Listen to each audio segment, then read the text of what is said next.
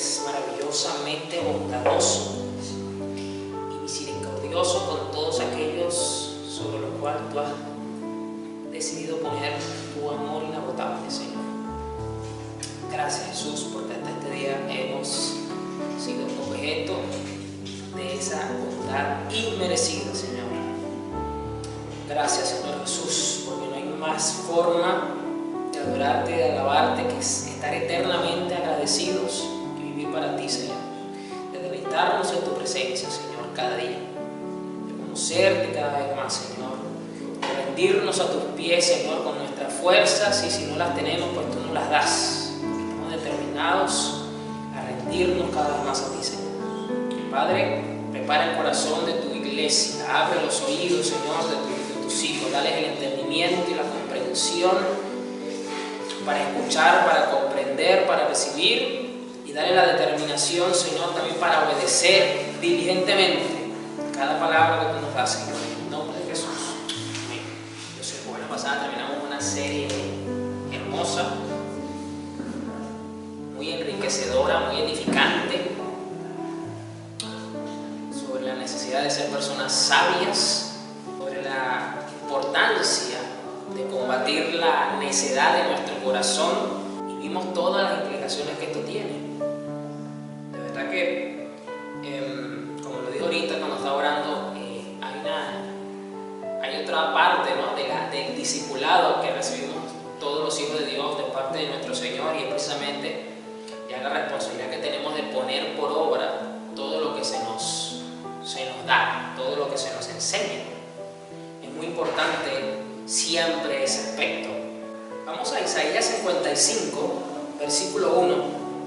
Voy a estar leyendo la Nueva Biblia Viva. Dice acá el profeta: oigan, ¿alguien tiene sed? El Señor le habla al profeta Isaías y le da, pues, en este punto, y hace primeramente un llamado de atención a todo el pueblo de Israel. Le dice: oigan, presten atención, enfóquense, concéntrense en lo que les tengo que decir. Y luego le dice, le da una pregunta, les plantea una pregunta: ¿alguien tiene sed? ¿Alguno de ustedes tiene sed? A lo mejor de momento muchos que lo escucharon allí dijeron: pero ¿qué clase de palabra es esta que nos da Isaías de parte del Señor? ¿Quién es este? O sea, ¿qué clase de pregunta es esta de que si tenemos sed o no? O sea, ¿de cuándo acá ahora Isaías se volvió chef, se volvió nutricionista? O sea, ¿por qué Dios le manda a decir esto? Y luego continúa diciendo: que venga y beba, aunque no tenga dinero. Vengan, elijan el vino y la leche que gusten, todo es gratis. ¿Por qué gastar su dinero en alimento que no nutre? ¿Por qué pagar por víveres que no aprovechan? Escuchen y les diré dónde obtener buen alimento que fortalece el alma. Estas palabras me retumbaron mucho en mi alma. Y de aquí salió este mensaje llamado Saciados de Dios. Hay una necesidad imperante de ser saciados de Dios, pero aquí vemos tantas cosas, y prácticamente vemos hasta la radiografía de la condición de buena parte de la iglesia hoy día, de la iglesia cristiana. Porque Dios le dice al profeta: ¿alguien tiene sed? Y esta pregunta condiciona el resto del texto, el resto de palabras que el Señor le está diciendo a esta generación de israelitas. Porque si bien es cierto que el texto dice que venga y beba, aunque no tenga dinero, vengan, elijan el vino y la leche que gusten, todo es gratis, no es posible, primero, ir y beber. Segundo, elegir el vino y la leche y tomarlo, aunque sea gratis, si primeramente no hay una enorme necesidad como la que plantea la pregunta que el profeta Isaías le está diciendo al pueblo de Israel de parte de Dios. ¿Alguien tiene sed? Es decir, el problema, la negligencia, la deficiencia en la vida espiritual de la iglesia hoy día no pasa porque no tenga acceso a buen pasto. No pasa porque no esté bien atendida, no pasa porque no tenga pastores conforme al corazón de Dios, porque en cada generación Dios siempre se reserva un remanente. En cada generación la iglesia siempre ha estado provista de hombres que Dios ha levantado conforme a su corazón, lleno del Espíritu Santo, con temor de Dios, que realmente atiendan a la iglesia como debe ser, tomando en cuenta el respeto que ella se merece por ser la novia y el cuerpo de Cristo. El problema radica aquí, precisamente, en esta pregunta que hace aquí Dios por medio del profeta Isaías. ¿Alguno de ustedes tiene sed? O sea, el problema no es que ustedes no tengan acceso a la leche. El problema no es que ustedes no tengan buen vino. El problema no es si tienen o no dinero para adquirir estas cosas, porque es gratis. El verdadero problema, y ahí está identificado en esta pregunta, ¿alguien tiene sed? Ahora yo hago esta misma pregunta a la iglesia de Cristo que me está escuchando y a la que en la posteridad va a escuchar este mensaje de alguna forma. ¿Tienes tu sed de Dios? ¿O tu sed por las ambiciones personales, por los placeres de este mundo, por las comodidades, por los objetivos que te planteas, es mayor que la sed que tienes por Dios? Porque el ser humano siempre va a tener sed. Y aquí ya espero que empieces a entender que yo no me estoy refiriendo, así como tampoco lo estaba refiriéndose el profeta, al plano natural. Porque evidentemente el cuerpo físico siempre va a tener sed. El cuerpo físico siempre está en constante necesidad porque gasta energías y gasta nutrientes y gasta cosas. Así que el beber, el mantenernos hidratados es muy importante para la salud del cuerpo. Está comprobado que usted puede durar días sin comer. De por sí es una práctica cristiana llamada el ayuno. Usted puede durar muchos días sin comer. Pero tu cuerpo no va a soportar muchos días sin beber agua. De por sí en el ayuno, aunque te puedes quitar todos los alimentos que tú quieras, pero por lo menos tienes que mantenerte con una porción de agua. Es indispensable para el cuerpo mantenerse hidratado. No conozco a nadie que haya hecho un ayuno de 40 días sin beber agua, ni siquiera. Necesita el cuerpo líquido. ¿Cuánto más entonces nuestra alma necesita ser saciada? Pero la pregunta aquí es, tú no puedes, yo no puedo, no podemos ser saciados si no tenemos sed. ¿Estamos teniendo nosotros realmente sed de Dios? ¿Estamos nosotros identificando la sed que tenemos, que debemos de tener por Dios, como mayor a cualquier otra cosa que este mundo nos pueda brindar o que el Señor nos permita tener? El Señor bendice a sus hijos. Entonces la pregunta condiciona el resto del texto. Por eso dice que venga y beba. El problema es que no podemos ir a la fuente y beber si no tenemos sed. No vamos a ir. Aunque sepamos que es gratis, porque es por gracia. Porque su amor inagotable se renueva todos los días por su misericordia. No vamos a echar mano del buen vino que tenemos a disposición. Mucho menos vamos a beber la leche no adulterada, que es la palabra de Dios, como lo dice Pedro. Y luego continúa con otra pregunta. ¿Por qué gastar su dinero en alimentos que no nutren? ¿Por qué gastar su dinero en alimentos que no nutren? Esta pregunta es la pregunta que se hacen los nutricionistas cada vez que vienen a consulta. ¿Por qué gastas tu dinero en comida chatarra? ¿Por qué gastas tu dinero en esto? ¿Por qué gastas tu dinero en lo otro? ¿No estás viendo que te está perjudicando la salud? O sea, no entiendo por qué gastas tu dinero en basura. Es una pregunta que hoy día ya se sabe que nuestra salud física depende en gran medida de los diferentes hábitos alimenticios que tenemos. Si mejoramos nuestros hábitos alimenticios, nuestra salud va a mejorar y es hasta posible que muchos males que algunos padecen desaparezcan o se minimicen bastante por cambiar sus hábitos alimenticios. De igual manera, entonces, espiritualmente hablando, Dios nos hace hace esta pregunta a nosotros: ¿por qué estamos gastando nuestro dinero en alimento que no nutre? Es decir, ¿por qué estamos invirtiendo nuestra fuerza? ¿Por qué estamos invirtiendo nuestra atención? ¿Por qué estamos invirtiendo nuestro tiempo en un alimento espiritual que no nutre nuestra alma? Que solo nos engolosina, que solo nos agrada por algo que queremos escuchar. ¿Por qué estamos gastando el dinero en cosas que no nutren nuestra alma? Y esto es tremendo porque te llena. Si usted va a Burger King, si usted va a Subway, si usted va a cualquier cadena de comida rápida, eso te va a llenar. Si tú tienes hambre, tú te metes, pides la hamburguesa más grande, el combo más grande, lo que tú quieras, y te vas a llenar. Es decir, esa sensación de vacío que representa el hambre en nuestro cuerpo va a desaparecer porque nos sentimos llenos. Ahora la pregunta es: ¿eso nos nutre? Esa es la pregunta. Y lo mismo podemos hablar entonces hoy día, que la iglesia hoy día está llena de cualquier cantidad de mensajes, está escuchando, está invirtiendo tiempo en muchas cosas, pero que es un alimento espiritual que la está llenando. Sí la está llenando, pero la pregunta no es si te llena o no un mensaje. La pregunta es: ¿te nutre el alma ese mensaje? ¿Por qué pagar por víveres que no aprovechan? Miren la otra pregunta que hace acá el profeta de parte del Señor. ¿Por qué pagar por víveres que no aprovechan?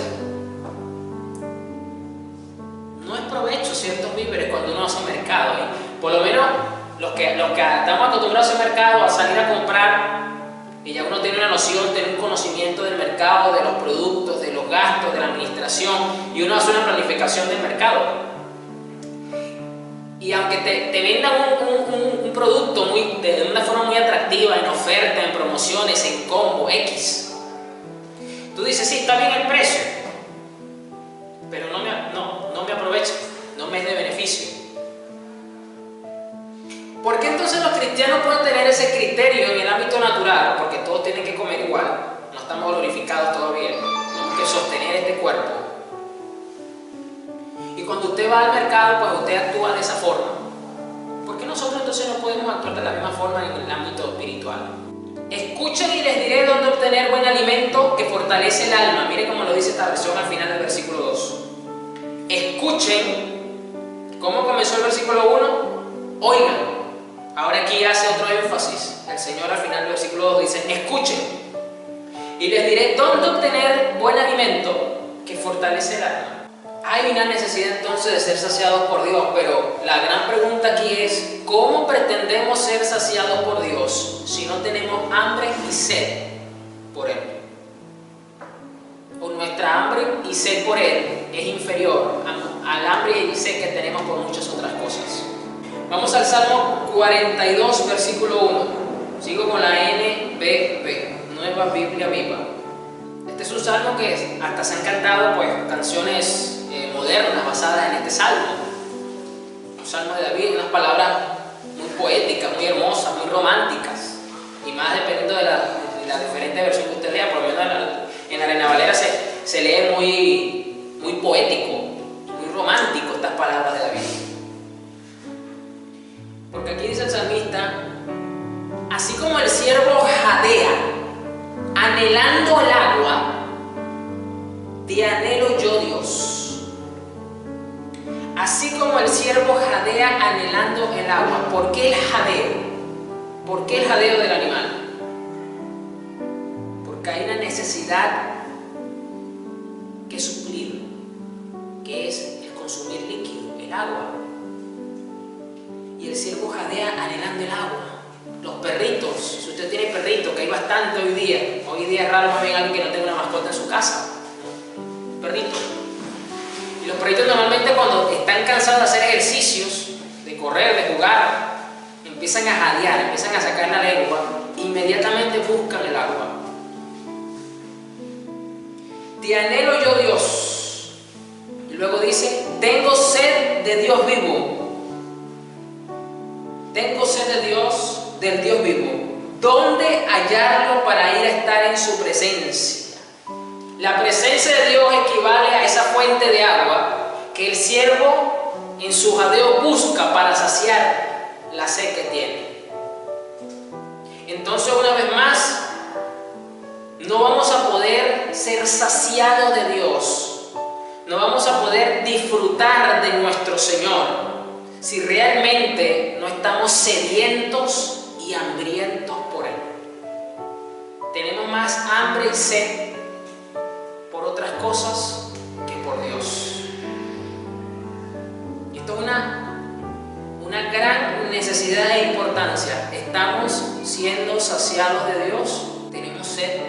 Nuestra sed por Dios es mayor a cualquier otra sed o hambre que tengamos por cualquier otra cosa. ¿Está nuestra alma como el ciervo jadeante? ¿Está nuestra alma jadeante de Dios? Estas son preguntas que nos deben llevar a reflexionar internamente para poder realmente poder responder y poder ser partícipes de esta bendición, poder disfrutar de nuestro Señor.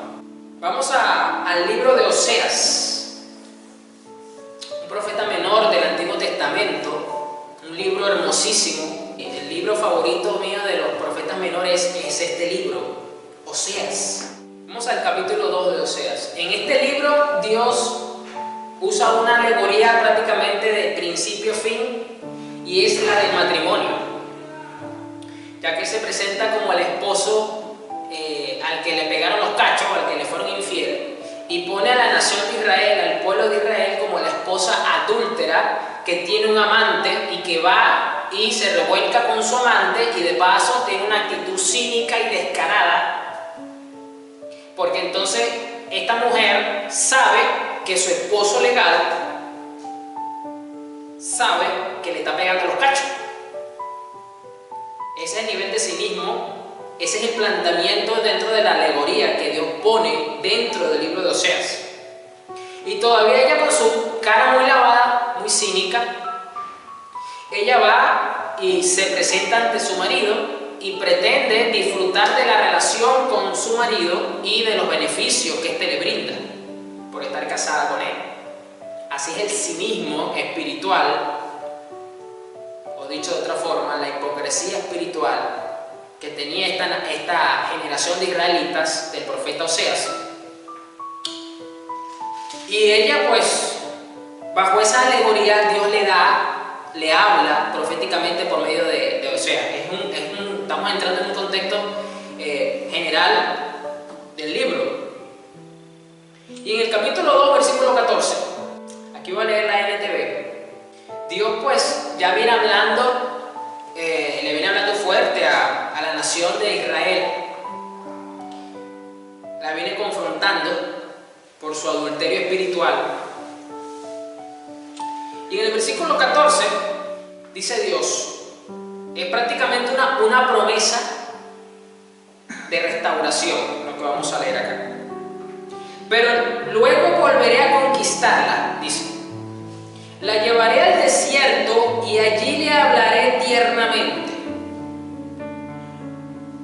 Si bien es cierto que Dios quiere saciar nuestra alma, quiere saciar nuestro ser, dándonos el vino, dándonos la leche, dándonos la comida que sacia y que debe ser el deleite principal de nuestra alma, Él también va a garantizar de que estemos jadeando por Él. Él también va a garantizar que esa hambre que debemos de tener siempre por Él, que sea la principal hambre de nuestra vida, y que cuando está bajita es necesario reavivarla. Y como Dios sabe que por nuestros medios naturales propios eso va a llevar tiempo y en algunas ocasiones no va a ser posible por la condición de nuestra naturaleza, Dios entonces interviene en ese proceso también una vez más, para que esa hambre, para que esa sed vuelva otra vez a levantarse y podamos de esa forma ser saciados por Dios, como lo estamos mirando desde Isaías 55 y en el Salmo 42. ¿Y qué hace Dios entonces para que eso ocurra? Permite las circunstancias, permite los momentos difíciles, permite las estrecheces que podemos vivir, permite cosas que, voy a usar el término más resumido, donde la iglesia normalmente engloba y mete todo esto. Permite el desierto en algún área de nuestra vida, o en varias áreas de nuestra vida, o en todas las áreas de nuestra vida. ¿Sabe por qué? Porque en el desierto indiscutiblemente tú vas a tener sed, por la intensidad de lo que es el desierto. Si no, pregúntale al pueblo de Israel, que se estaba muriendo de sed en el desierto, y Dios le proveyó agua desde una roca. Moisés golpeó la roca. Tenía que hablar, ya usted sabe esa historia, la voy a comentar. Pero lo interesante de esto es que siempre que se habla de desierto, siempre lo enfocamos desde el punto de vista de prueba, ¿no? Es que es una prueba.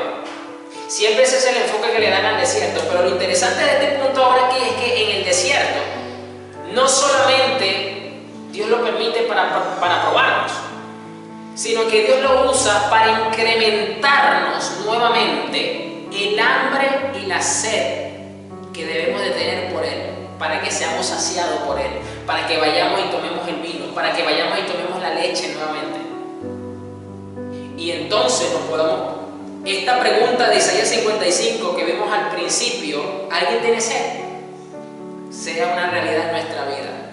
Y que como Moisés es una tipología de Cristo, entonces tengamos que venir a Cristo para ser saciados. Para ser saciados. ¿Por qué? Porque vamos a tener una sed terrible, Señor, de tu presencia. Vamos a tener una sed terrible por el vino que tú nos brindas y por la leche que tú nos brindas, Señor.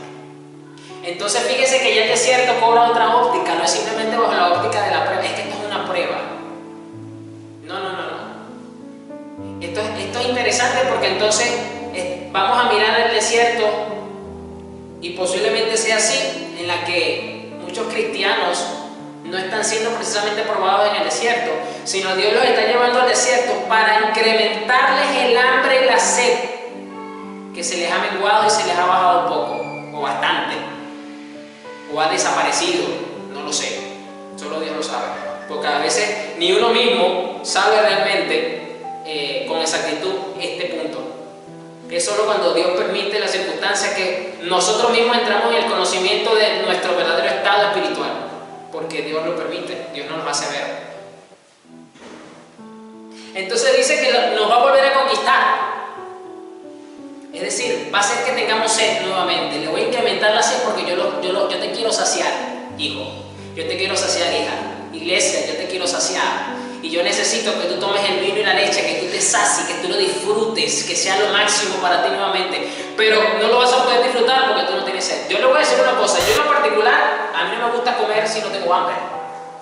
Y la razón es muy sencilla. Tú me dirás así, pero pastor, ¿cómo es eso? Si eso no dicen que no es bueno porque eso altera el comer fuera de diferentes horarios, no es bueno para el metabolismo. Bueno, no sé, a lo mejor es verdad, dirán los médicos, pero yo disfruto la comida cuando yo tengo hambre. Cuando yo no tengo hambre, yo no disfruto la comida. Yo no la disfruto. Entonces, si usted sabe que usted se va a comer un buen plato porque el que lo preparó sabe cocinar y tiene buena sazón, ahora imagínese que usted tenga hambre y le ponen ese plato enfrente. Digo yo, ¿usted no lo va a disfrutar más? No es lo mismo comerse un buen plato con hambre, a comerse un buen plato sin hambre.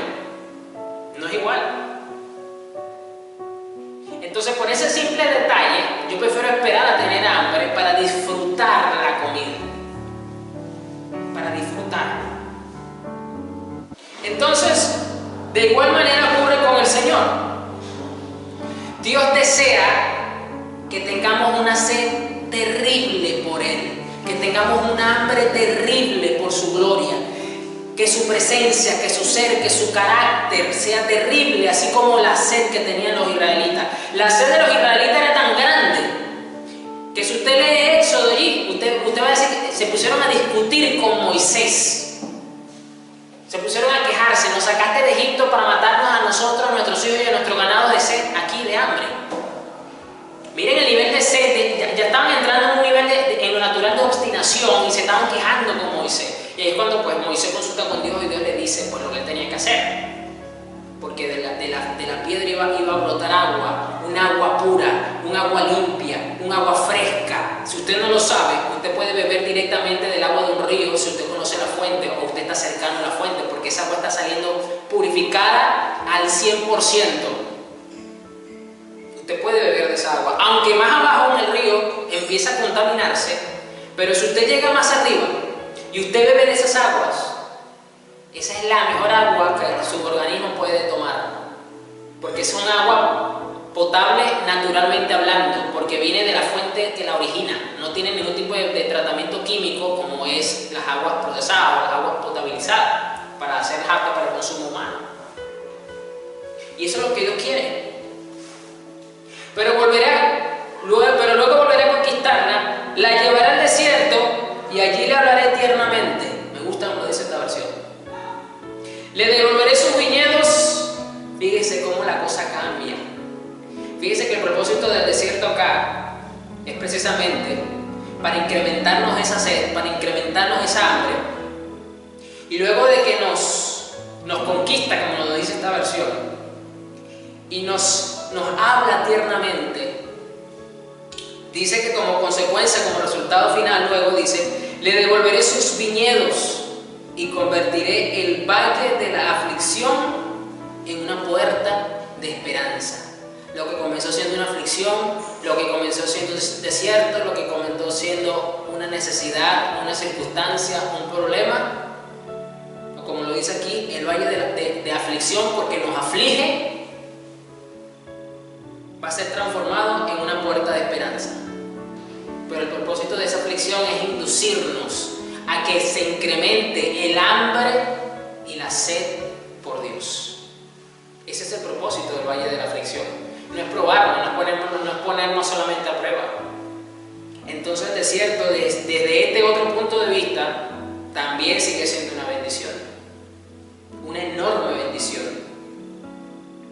Me imagino a los israelitas ahora contentos, satisfechos, alegres, dándole las gracias a Moisés, glorificando el nombre del Señor, después de haber saciado la sed de su cuerpo, después de haberse bañado ahí, porque no creo que haya bebido agua solamente, haberse refrescado con el agua del calor intenso del desierto, porque si bien es cierto que la Biblia nos dice en Éxodo que Dios le puso una nube a los israelitas, ¿ok?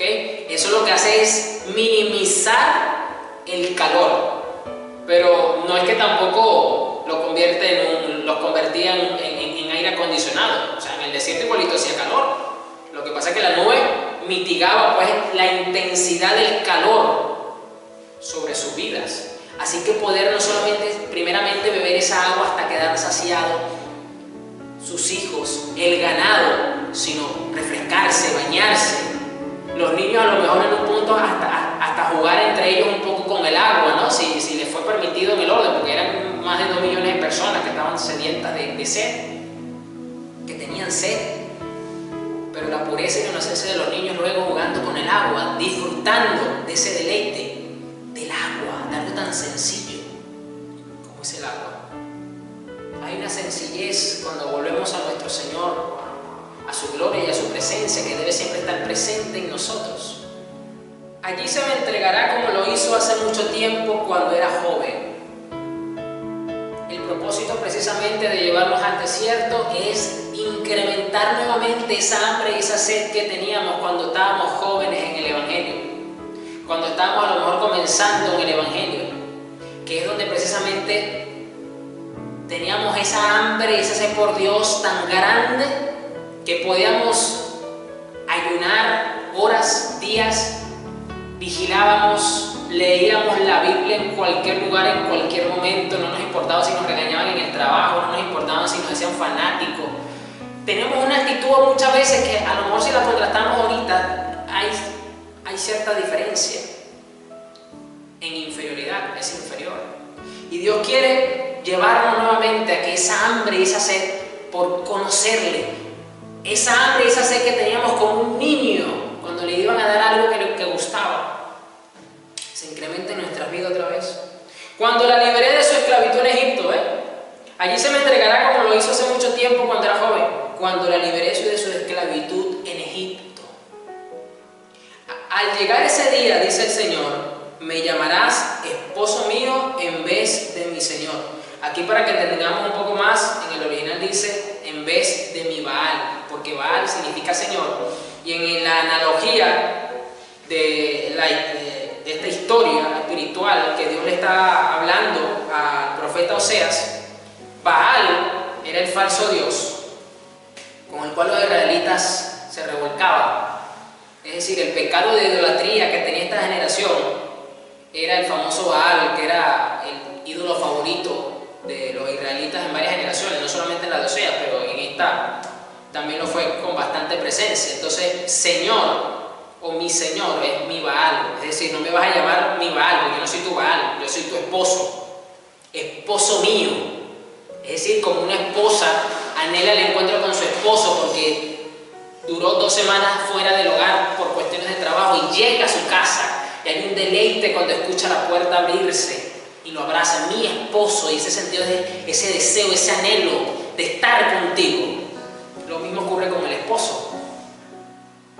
Y por eso aquí Dios le dice a esta generación, al llegar ese día, dice el Señor, me llamarás esposo mío en vez de mi Baal. Yo no voy a ser tu Baal, porque yo no soy un Baal. No es posible que me rebajes, que me trates a nivel de un ídolo. Vas a saber y vas a comprender quién soy yo. Me vas a desear, vas a jadear por mí como una esposa jadea, desea y anhela a su esposo. Con mucha hambre, con mucha sed, con mucho deseo me vas a desear. Eso es lo que Dios le dice acá. Tremendas estas palabras, poderosísimas, hermosas, espectaculares, motivadoras a esta generación de israelitas que en el momento en que esto fue pronunciado, evidentemente, pues, como muchas veces pasaban, no le daban tanta relevancia e importancia.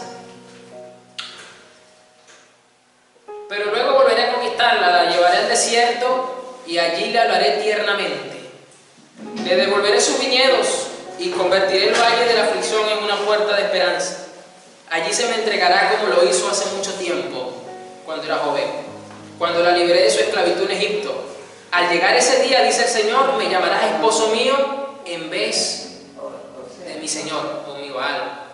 Hermosas palabras donde el Señor ya al principio del libro, porque tiene otros capítulos más este libro, tampoco que tiene mucho, pero ya deja en claro el propósito y el objetivo y la forma de que Dios va a hacer de que el hambre y la sed por su pueblo, por Él, regrese, se incremente, se fortalezca, crezca y se mantenga.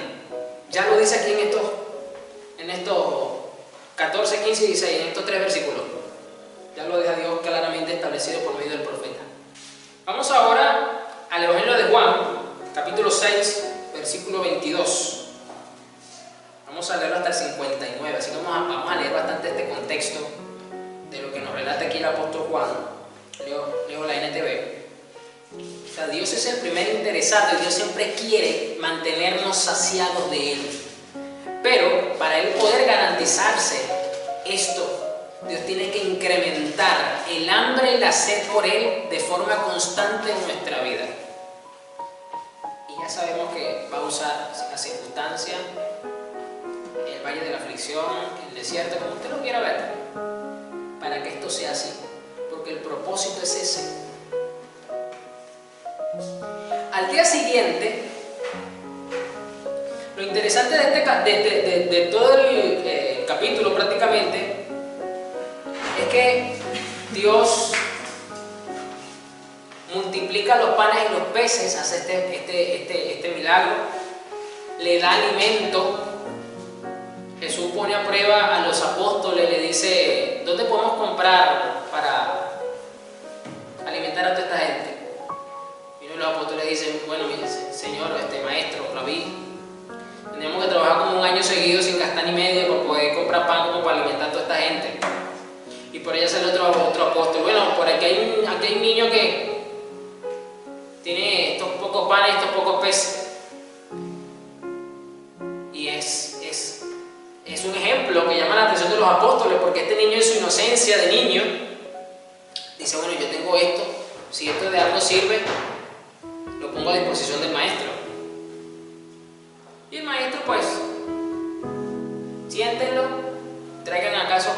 peces, pues ya hace este milagro que usted ya sabe. Y fíjese cómo ya él viene saciando, ¿no? Una necesidad física. Ahora sí vamos a leer el versículo 22, a partir del versículo 22. Al día siguiente, la multitud que se había quedado en la otra orilla del lago se dio cuenta de que los discípulos habían tomado la única barca y que Jesús no había ido con ellos. Varias barcas de Tiberias arribaron cerca del lugar donde el Señor había bendecido el pan y la gente había comido. Cuando la multitud vio que ni Jesús ni sus discípulos estaban allí, subieron a las barcas y cruzaron el lago hasta Capernaum para ir a buscar a Jesús. La gente dijo, ya va, no podemos despistarnos, se nos extravió un momento, déjame meterme aquí en el aplicativo para ver si lo encuentro por GPS. Acá en la aplicación no me sale. ¿Dónde está Jesús? Ah, aquí está, mira. Me mandó Twitter una notificación. Lo encontraron. Y cruzaron las barcas. Cruzaron el lago hasta Capernaum para ir en busca de Jesús. Lo encontraron al otro lado del lago y le preguntaron, Rabí, ¿cuándo llegaste acá? O sea, tomaste un vuelo VIP, tienes pase preferencial, ¿cómo hiciste? Llegaste muy rápido. Agarraste un Uber, o sea, ¿qué hiciste? Jesús les contestó, les digo la verdad, ustedes quieren estar conmigo porque les di de comer, no porque hayan entendido las señales milagrosas. No se preocupen tanto por las cosas que se echan a perder, tal como la comida. Pongan su energía en buscar la vida eterna que puede darles el Hijo del Hombre. Pues Dios Padre me ha dado su sello de aprobación. Nosotros también queremos realizar las obras de Dios, contestaron ellos. ¿Qué debemos hacer? Jesús les dijo, la única obra que Dios quiere que hagan es que crean en quien Él ha enviado. Si quiere que creamos en ti, le respondieron, muéstranos una señal milagrosa. ¿Y qué es lo que le acaba de decir Jesús? Le acaba de decir precisamente esto y otra vez no entendieron lo que le acababa de decir. Le está diciendo que ustedes no me están siguiendo a mí porque comprendieron las señales milagrosas, es decir, la multiplicación de los panes y los peces. Ustedes me están siguiendo a mí simplemente porque les di de comer. Y ellos le vuelven a responder con esto. ¿Qué puedes hacer? O sea, y todavía preguntan qué puede hacer. Fueron partícipes de forma directa del milagro de la multiplicación de los panes y los peces y todavía le van a preguntar qué puede hacer él. Después de todo, nuestros antepasados, escuchen esto, comieron maná mientras andaban por el desierto. Las escrituras dicen, Moisés les dio de comer pan del cielo. Es decir, que hecho milagroso nos muestras tú, Jesús. Si nuestros antepasados en el desierto comieron de forma milagrosa, o sea, lo que Jesús hizo en la multiplicación, eso no fue un milagro. Eso fue David Copperfield que se apareció allí y con un show de ilusión de magia y metió pan y peces por todos lados para que la gente comiera. O sea, eso ya era un show de Las Vegas que ya estaba planificado por Jesús. O sea, vean esto, el descaro de esta gente. Y entonces le dicen, bueno, pero que las escrituras dicen que Moisés alimentó a nuestros antepasados porque ellos comieron maná en el desierto. Es decir, ahí no había producción, ahí no había cómo sembrar nada, ahí no había forma de cosechar. Así que el maná descendió del cielo, llovía maná y ellos comían. Pero eso fue Moisés el que lo hizo. Jesús les respondió, les digo la verdad, no fue Moisés quien les dio el pan del cielo, fue mi Padre. Y ahora Él les ofrece el verdadero pan del cielo. Pues el verdadero pan de Dios es el que desciende del cielo y da vida al mundo. Señor, le dijeron, danos ese pan todos los días. Ahora vemos aquí otra alegoría interesante. Los israelitas en el desierto recibieron el milagro del agua, la peña que brotaba, se saciaron, disfrutaron, se bañaron, se refrescaron. Pero evidentemente luego venía otra necesidad natural importante, el alimento. Señor, Moisés, ¿cómo vamos a hacer? Nos trajiste al desierto para morir, otra vez con la queja y con el cuestionamiento. Nos sacaste de Egipto para hacernos morir aquí de hambre ahora, porque ¿cómo hacemos para sembrar si esto es arena? Aquí no se puede sembrar. No podemos criar a nuestros animales porque no hay forma, ellos necesitan alimentarse, o sea, no tenemos forma. Nos comemos los animales y luego ¿qué hacemos? Y Dios le habla a Moisés entonces y le da las instrucciones de lo que va a pasar con el maná. Dice pues que tienen que agarrar la porción para cada familia diariamente, no podían guardar ni almacenar nada de ese maná. Y ese maná lo sustentó durante todo el tiempo que estuvieron en el desierto. Así que ellos se volvieron masterchef con ese maná, en todas las formas posibles para prepararlo. Lo hacían con salsa de la huancaína, lo hacían con ají, lo hacían en pabellón, en hallaca, lo hacían de muchas formas, lo hacían. Pero eso vino cuando nuevamente estaban en la posición de ser saciados, necesitaban ser saciados, necesitaban pan, necesitaban alimento. Una vez más, el desierto cumplió su objetivo con la nación de Israel, con la generación de israelitas, que era provocar, estimularles el hambre. Y aquí vemos entonces que por sus propios medios no podían ser saciados. La cuestión es que la iglesia hoy día, la generación hoy día, muchos cristianos, muchos hijos de Dios quieren ser saciados por sus propios medios. Ellos creen que la iglesia es un self-service, donde tú te sirves lo que se te antoja y te lo comes a tu gusto y a tu conveniencia. Curiosamente, esa actitud es una de las características de los últimos tiempos y está enmarcada dentro de la conducta apóstata. Porque Pablo le dijo a Timoteo que en los últimos tiempos muchos van a tener comezón de oír, ya no van a querer escuchar la sana doctrina y se amontonarán alrededor de maestros que les digan lo que ellos quieren escuchar. ¿Qué es eso?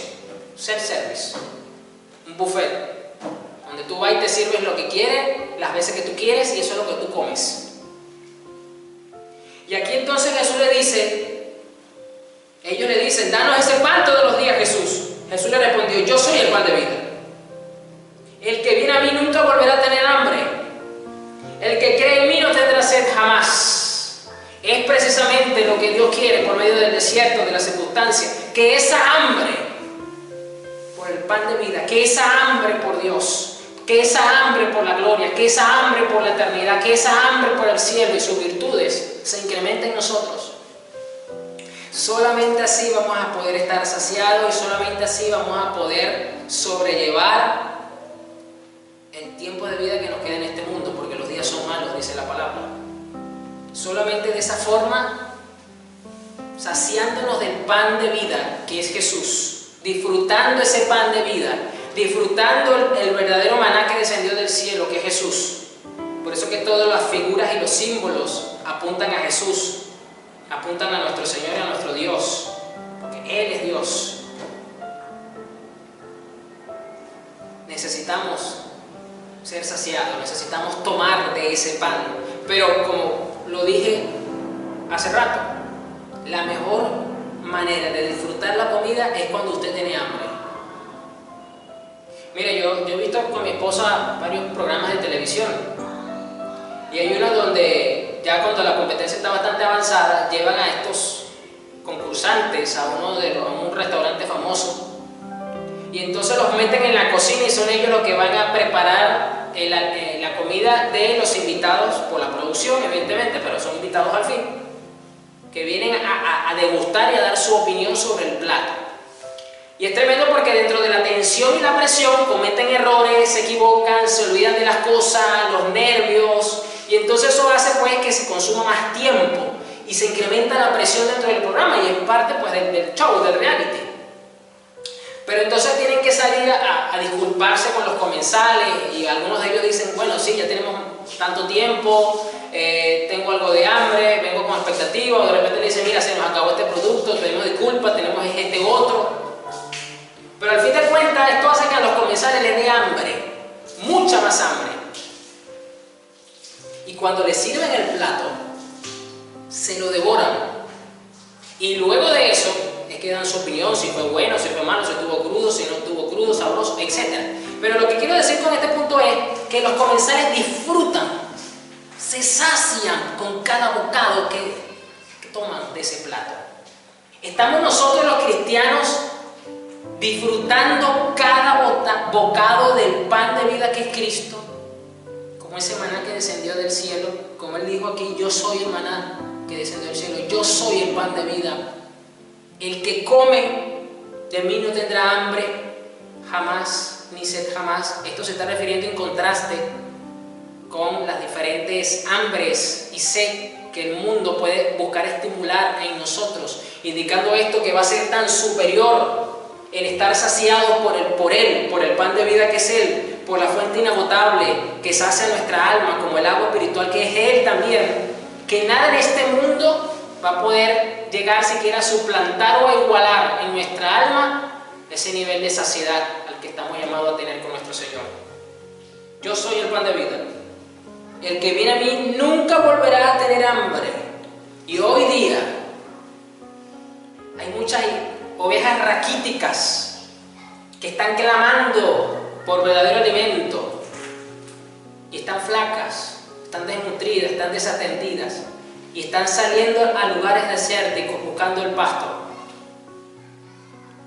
ya sea porque existan pastores negligentes que no le traen el pan de vida, que no le traen el maná, que no las llevan a lugares de delicados pastos, que no las llevan a fuentes de agua, que no las llevan a Jesús, a las ovejas. Y en parte Dios permite estas cosas, Dios lo permite. ¿Pero por qué lo permite, pastor? Precisamente porque esta circunstancia de negligencia espiritual dentro de muchas iglesias, Dios la permite para precisamente usar la circunstancia para incrementar esa hambre en sus hijos, en sus ovejas. Y luego, como Él es el pastor de pastores, Él es el dueño de las ovejas, Él lleva esas ovejas a lugares de delicados pastos. Él lleva esas ovejas a donde le van a servir el maná que da vida. Él lleva esas ovejas a las fuentes de agua, no que están contaminadas, donde las aguas están adulteradas, donde las aguas son amargas, no, sino donde el agua es fresca, es pura, es un manantial. Y la pone en manos entonces de personas que sí las pueden pastorear. Eso es lo que Dios está permitiendo por el propio bien de las ovejas, para que de esa forma se den cuenta que están invirtiendo su dinero, como lo vimos en Isaías, en un alimento que no los nutre, que no es edificante para sus almas. Es que igualmente le pasa a la persona que vive comiendo durante un tiempo prolongado comida chatarra. Llega un punto que algo va a ocurrir en su salud, que eso va a ser el llamado de atención para que deje de consumir ese tipo de alimentos y rectifique y cambie sus hábitos alimenticios. Lo mismo ocurre a nivel espiritual.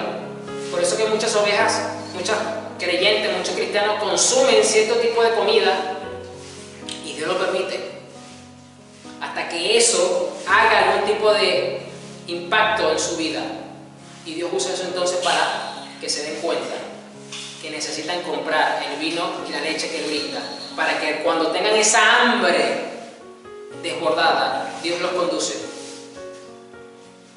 al pan de vida. El que viene a mí nunca volverá a tener hambre. Nunca va a tener hambre cuando nosotros estamos comiendo, pero es aquí el punto de esto. Si queremos ser saciados, queremos ser alimentados. Usted sabe que es rico comer con hambre. Usted sabe que es más rico cuando a ti te preguntan, ¿quieres más? Y usted dice, sí, bueno, póngame más de esto, y póngame un poquito más de esto, y póngame un poquito más de esto.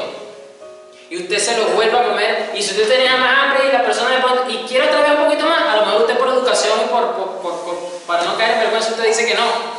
Pero si usted trae en confianza, usted le dice que sí, vuélveme a poner más. O le dice, póngamelo para llevar, que yo eso no lo voy a botar, no lo voy a desperdiciar.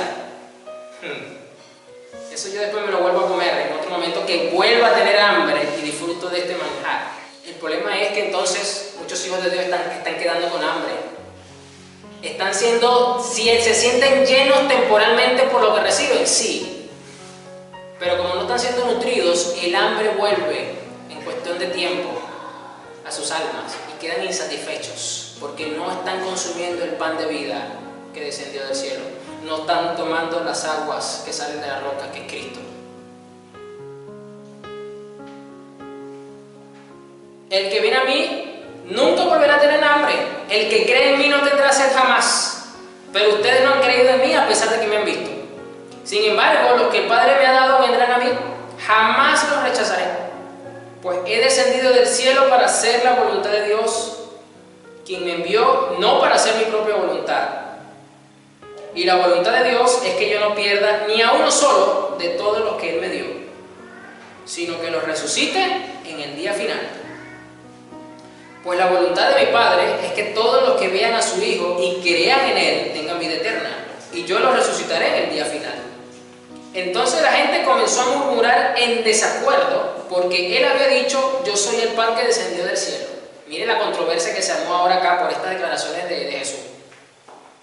Ellos se decían: ¿acaso no es este Jesús, el hijo de José? Ahora sí empiezan a cuestionar a Jesús, pero cuando Él multiplicó los panes y los peces más arriba y los sació y les mató el hambre en el cuerpo físico, ahí sí lo cuestionaron. Pero ahora que Él dice aquí la verdadera interpretación y el significado del maná y de todo aquello, aquí se empiezan a cuestionar. Jesús les contestó: dejen de quejarse por lo que dije, pues nadie puede venir a mí a menos que me lo traiga el Padre que me envió, y yo lo resucitaré en el día final. Como dicen las Escrituras, a todos les enseñará Dios. Todos los que me escuchan al Padre y aprenden de Él, vienen a mí. No es que alguien haya visto al Padre, solamente yo lo he visto, el que Dios envió. Les digo la verdad, todo el que cree tiene vida eterna. Sí, yo soy el pan de vida. Sus antepasados comieron maná en el desierto, pero todos murieron. Sin embargo, el que coma el pan del cielo nunca morirá. Haciendo ahora una referencia directa a la resurrección, en la que pues los cristianos pues entraremos ya completa y eternamente a plenitud en cuerpo, alma y espíritu a la eternidad, porque el cuerpo pues ya va a dejar de ser corrupto y de sufrir la muerte, ¿no?, cuando llegue ese momento. Por eso Jesús hace esta referencia cuando dice que nunca morirá. Yo soy el pan vivo que descendió del cielo. ¿Estamos nosotros saciándonos? ¿Estamos nosotros teniendo esa hambre por el pan vivo que descendió del cielo? ¿Tenemos ese nivel? Todo el que coma de este pan vivirá para siempre, y este pan que ofreceré para que el mundo viva es mi carne. Entonces la gente comenzó a discutir entre sí lo que Él querría decir: ¿cómo puede este hombre darnos de comer su carne? Me imagino que llegaron a preguntarse que ahora este hombre se metió caníbal, está promoviendo el canibalismo. ¿Cómo puede este hombre darnos de comer su carne?, se preguntaban. Por eso Jesús volvió a decir: les digo la verdad, a menos que coman la carne del Hijo del Hombre y beban su sangre, no podrán tener vida eterna en ustedes. Pero todo el que coma mi carne y beba mi sangre tendrá vida eterna, y yo lo resucitaré en el día final. Pues mi carne es verdadera comida y mi sangre es verdadera bebida. Todo el que come mi carne y bebe mi sangre permanece en mí y yo en él.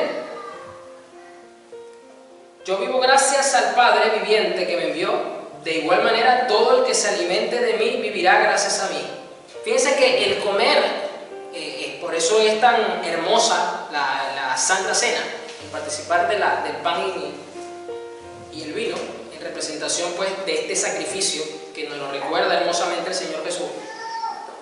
Pero mi Señor, 2 capítulos más atrás en Juan, cuando el famoso pasaje con la mujer samaritana, que luego que le predica y la mujer sale impactada por lo que, y le dijo a Jesús que le desnudó la vida ahí rapidito, en unos segundos de conversación, y la mujer evangelizó todo el pueblo luego con esto, y llegan los discípulos, porque ellos se habían ido, ellos se quedan como que asombrados con el maestro, pero ¿quién te dio de comer? O sea, ¿quién te dio comida? ¿Será que alguien vino antes que nosotros y le dio y no nos ha dicho nada? O sea, ellos estaban como que queriendo saber qué fue lo que había pasado.